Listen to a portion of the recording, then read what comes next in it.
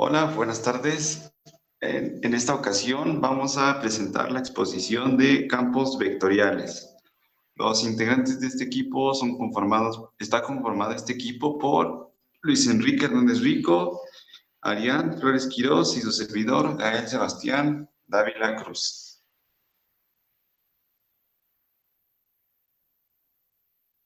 Muy bien, vamos a empezar con una introducción.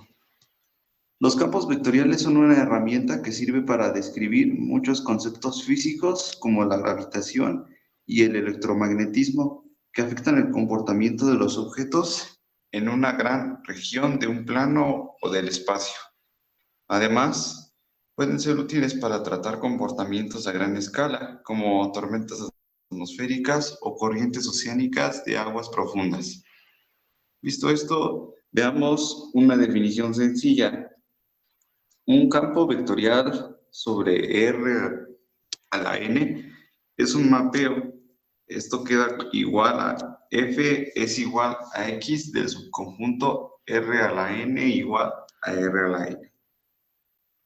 Nos ocuparemos sobre todo de campos vectoriales sobre R al cuadrado y R al cubo. En tales casos, adoptamos el punto de vista de que un campo vectorial asigna a cada punto X en X, un vector f de X, en R elevado a la n, representado por una flecha cuyo origen está en el punto X. Este punto de vista nos permite visualizar los campos vectoriales en una forma razonable. A continuación, vamos a ver un pequeño ejemplo introductorio. Supongamos que f es igual a r elevado a la 2 igual a r elevado a la 2 es definido por f de x igual a, donde a es un vector constante. Entonces f asigna a cada punto de r al cuadrado y por consiguiente se puede representar f con un dibujo del mismo vector, trasladado en forma paralela, que emana de cada punto en el plano como se puede ver en la siguiente figura.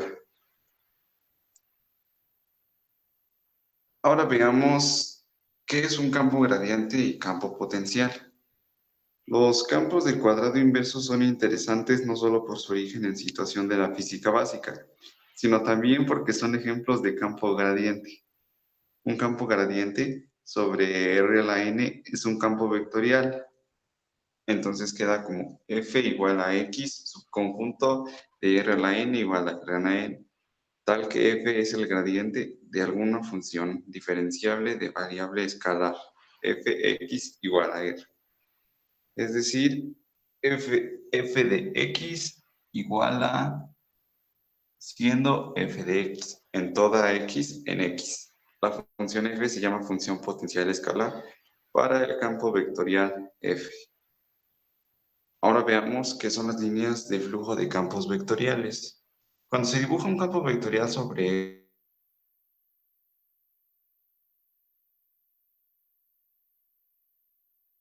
R al cuadrado o velocidad de algún fluido que se mueve a través del espacio, se puede ver en la siguiente imagen. Es natural permitir que las flechas se flexionen en curvas completas. Lo que se está haciendo automáticamente es dibujar trayectorias cuyos vectores de velocidad coinciden con los del campo vectorial. Una línea de flujo de un campo vectorial f igual a x un conjunto de r a la n igual a r a la n es una trayectoria diferenciable. Es decir, el vector de velocidad de x en el momento t es dado por el valor del campo vectorial f en el punto sobre x en el momento t.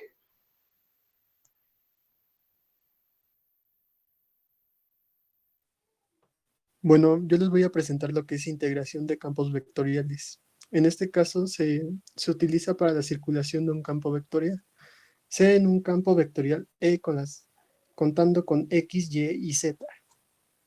Un camino que va desde un punto A al punto B. Este camino se puede dividir en una infinidad de elementos muy pequeños que tienen vectorial. En este caso lo llamaremos dr. El producto escalar E por dr se llama circulación elemental.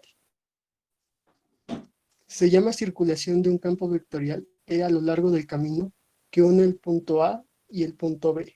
Camino que en este caso lo llamaremos E. a la integral curvilínea, como se puede presentar en la siguiente imagen, donde A es la parte inferior y B es la parte superior y E es la circulación a lo largo del camino. La circulación a lo de la circulación de una línea cerrada se presenta de esta forma. Cuando decimos que un campo vectorial es conservador cuando su circulación a lo largo de cualquier curva cerrada es nula. En este caso, el valor nulo va a ser igual a cero. Pero si tenemos un sistema de coordenadas cartesianas x, y, z y una curva c, para calcular la circulación de un campo vectorial e, x, y, z entre dos puntos A y B de la curva, tenemos que obtener primero el producto escalar, que en este caso, como habíamos comentado, va a ser E por dr, donde dr será en este caso el elemento diferencial de la curva, que es dado por, en este caso se muestra un ejemplo de cómo sería presentada la curvilínea en el campo vectorial. Ahora veremos cómo se escribe un campo vectorial en coordenadas cartesianas, que sería de esta forma, contando con valores de I, J y K, y que queda para la circulación de esta forma.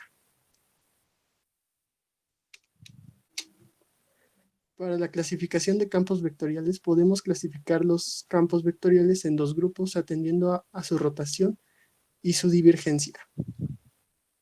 La primera forma serían los campos rotacionales, los cuales se verifican con E es igual a 0.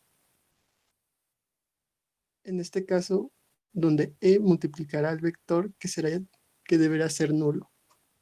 En todos los puntos del campo, además de la circulación a lo largo de cualquier línea cerrada, es nula, como lo habíamos comentado anteriormente.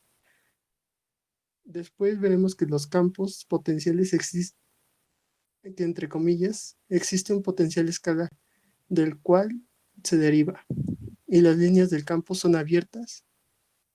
En este caso veremos un ejemplo que será el campo electrostático, como se presenta en la siguiente imagen.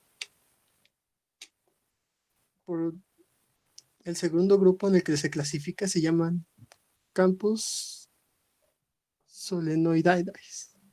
Se verifica la derivada de E igual a 0 en todos los puntos del campo, además del flujo a través de cualquier superficie cerrada es nulo. Son campos potenciales que derivan en un potencial vector. Las líneas del campo son cerradas y no hay manantinales ni zurrideros. Un ejemplo de estos son los campos electromagnéticos como los que existen en nuestro planeta.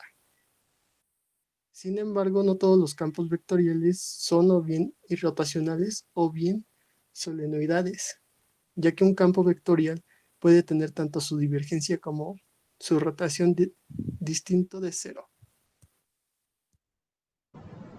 Aplicaciones. Sus aplicaciones son en campo de velocidades. Cuando se pretende describir un fluido, es conveniente indicar la velocidad con que pasa un elemento de fluido por un dado punto del espacio. En este caso de flujo estacionario, no depende del tiempo. Se usa un campo vectorial de velocidades de v de x, y, z. Una línea de flujo de un campo de velocidades marca la trayectoria seguida por una partícula de fluido moviéndose en dicho campo, de forma que los vectores que representan el campo de velocidades son tangentes a las líneas de flujo como en la siguiente imagen. Campo de fuerzas. La fuerza de atracción gravitatoria entre dos objetos de masa m y m minúscula actúa a lo largo de la recta imaginaria que los une y está dada en módulo, como en la siguiente fórmula. La divergencia de un campo vectorial en un punto es un campo escalar y se define como el flujo del campo vectorial por unidad de volumen conforme el volumen alrededor del punto tiende a cero. Campo vectorial en el plano. Si f de su conjunto R2 es igual a R2, entonces se denomina como campo vectorial en el plano. En este caso es una función f que cada punto xy de D se le asigna a un vector de dos componentes. F de xy es igual a p por xy, q por xy, donde p por xy y q por xy son sus dos funciones componentes, que son funciones escalares de dos variables. Ahora el campo vectorial en el espacio. Si f de D, su conjunto R3 es igual a R3, entonces se denomina como campo vectorial en el espacio. En este caso es una función f que a cada punto x, y, z de D se le asigna un vector de tres componentes.